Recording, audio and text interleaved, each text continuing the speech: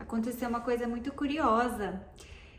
A minha tia me assiste aqui e ela veio falar para mim e eu fiquei muito lisonjeada, né, de poder ser assistida por alguém tão próxima e fiquei feliz com isso. O grande objetivo desse canal, né, o grande objetivo dessas mensagens é que eu possa fortalecer de alguma maneira a fé.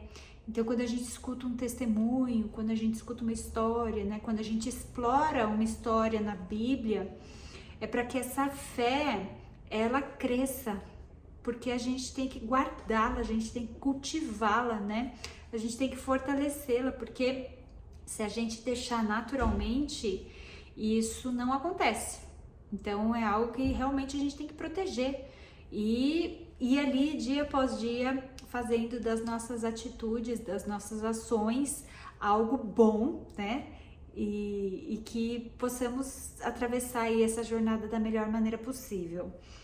E aí, nessa ocasião que ela veio conversar comigo, eu falei, são 5 figuras de autoridade que a gente deve respeito.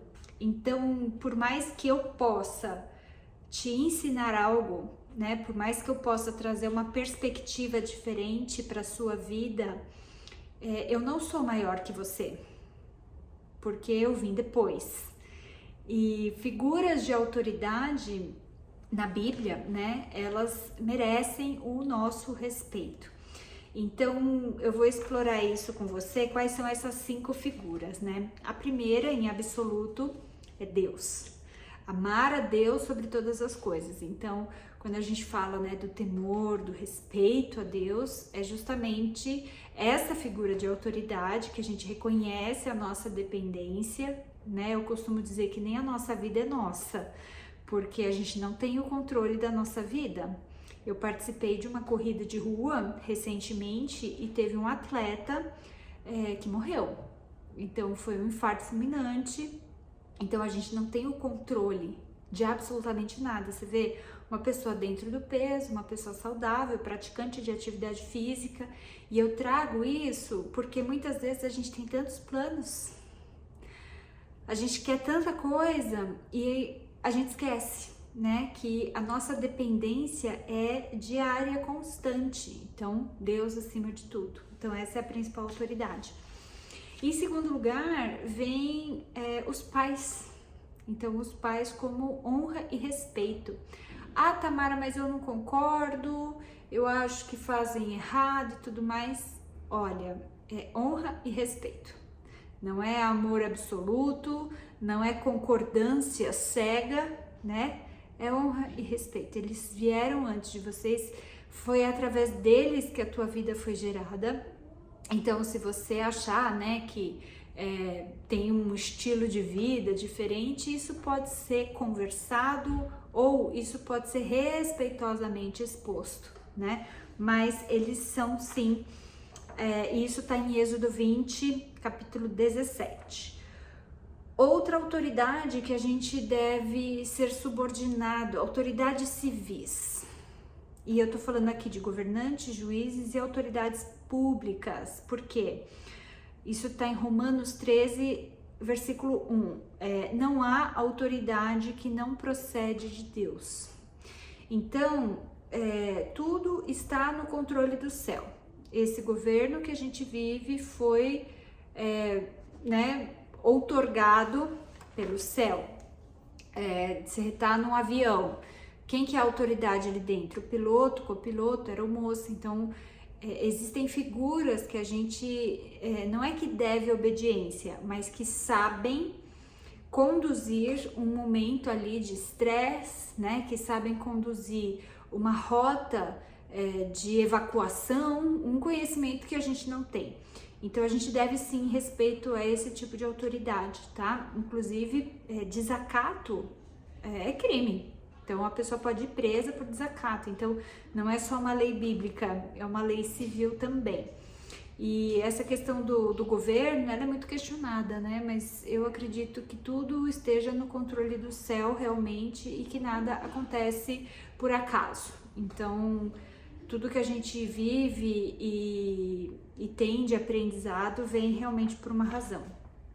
A gente deve respeito à nossa liderança espiritual. Então, entender que a igreja, ela tem uma hierarquia, né? Então, ela tem um modo de operação e a gente deve nos submeter, né, em relação ao respeito. Por que eu tô trazendo tudo isso? Porque muitas vezes a pessoa que tem, né, um certo nível de sucesso, ou que tem um nível de conhecimento, ela pode achar que não precisa e que a vida em sociedade, sabe, não é tão importante porque eu já tenho esse conhecimento, eu não preciso disso. Então o grupo, ele acaba fortalecendo, e eu trago aqui um exemplo da Marcha para Jesus. Eu não sei se você já teve a oportunidade de ir, mas quando você sai ali do metrô, você já vê aquela multidão clamando, né, pelo nome de Jesus. E isso é muito fortalecedor, porque ali a gente encontra um lugar de pertencimento. Quando a gente está sozinho, né, você está lá sozinho em casa, você fala, ai, Jesus, Jesus, você acha que só você crê, que só você ora, né, que só você atravessa as coisas que atravessa. Então, nós tendemos a pensar dessa forma. E não é porque a gente é especial, não.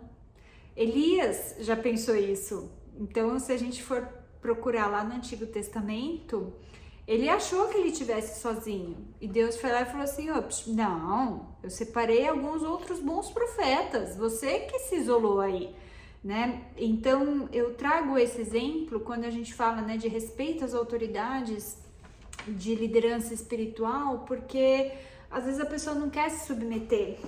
Quantas vezes eu já ouvi falar, Tamara, mas eu não preciso ir na igreja. Tudo que eu tenho para fazer eu faço sozinho, eu faço em casa. Só que a gente perde muito, porque um consegue fortalecer a fé do outro e principalmente a igreja é o corpo de Cristo. Então eu sou uma forte defensora de que sim, é muito importante a gente ter uma igreja, tá? E por último, a autoridade dos mais velhos e a autoridade do trabalho. Então aqui entra, por exemplo, a autoridade da minha tia. Então, por ela ser mais velha, eu devo respeito. Então, se ela fala algo que eu não concordo, eu vou escutar. Se for o caso de falar e contribuir, é falado com respeito. Mas se não for, por que a minha voz precisa ser ouvida? Então, não é um lugar assim de, porque eu sou o menor. Não, é porque eu posso aprender com quem já viveu mais. Eu posso aprender com quem veio antes. Porque você vê que as nossas dificuldades, mais ou menos, tangibilizam os mesmos pontos, né? Se é assim num livro milenar, como na Bíblia, e eu acabei de dar aqui o exemplo de Elias, né? Por que não aconteceria dentro do nosso seio familiar? Então, quando eu falo, né, de respeito aos mais velhos, é porque existe uma história ali. Nenhuma opinião que a gente tem é uma opinião que veio do nada, uma opinião gratuita. Não tinha nada para falar, falei isso aqui. Tudo o que você emite como opinião, ela é fruto de algo que você ou já viveu ou já pensou. Então, eu gosto desse livro, porque possivelmente você já leu. Ou você não leu e tem ali um fundamento mínimo para falar aquilo, né? Então, se eu escuto e tenho algo a contribuir, muito bem, sempre com muito respeito, mas se eu não tenho nada para contribuir, por que o conflito, né? Então, talvez, se a gente seguir essas regras das 5, né, autoridades que a gente deve respeito, talvez a nossa sociedade pudesse ganhar muito, né? E eu tô falando no lugar de filha, no lugar de sobrinha, mas também gostaria que um filho meu me desse honra e respeito, né? Então, é uma via de duas mãos. Eu vou ficando por aqui e eu te encontro no nosso próximo vídeo.